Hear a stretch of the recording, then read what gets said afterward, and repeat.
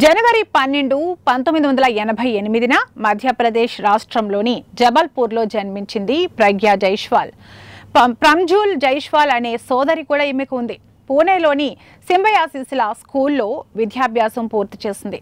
Symbiosis యూనివర్సిటీలో చదువుతున్న సమయంలో ఆమె వివిధ అందాల పోటీల్లో పాల్గొని విజయవంతమైన మోడల్గా మారింది. 2014లో కళ మరియు సాంస్కృతిక రంగంలో ఆమె సాధించిన విజయానికి సహజీవన సాంస్కృతిక పురస్కారాన్ని అందుకుంది. 2008లో ఆమె ఫెమినా మిస్ ఇండియా అందాల పోటీలో పాల్గొంది. అందాల పోటీ ఫెమినా మిస్ ఇండియా 2008 ద్వారా Miss fresh face, Miss dancing queen మరియు మిస్ ఫ్రెండ్ ఎర్త్ టైటిళ్లను గెలుచుకుంది.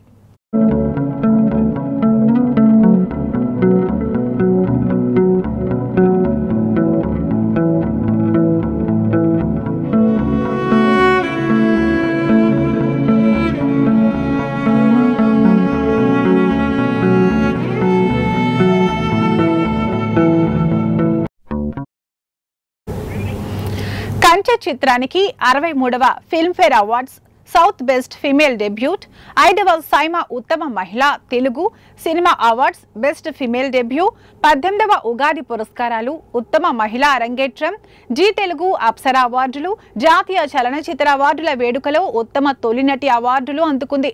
2015లో మిర్చి లాంటి కుర్రాడు చిత్రంతో తెలుగు డెబ్యూ ఇచ్చిన ఈ బ్యూటీ అదే ఏడాది వచ్చిన కంచె సినిమాతో మంచి గుర్తింపు తెచ్చుకుంది.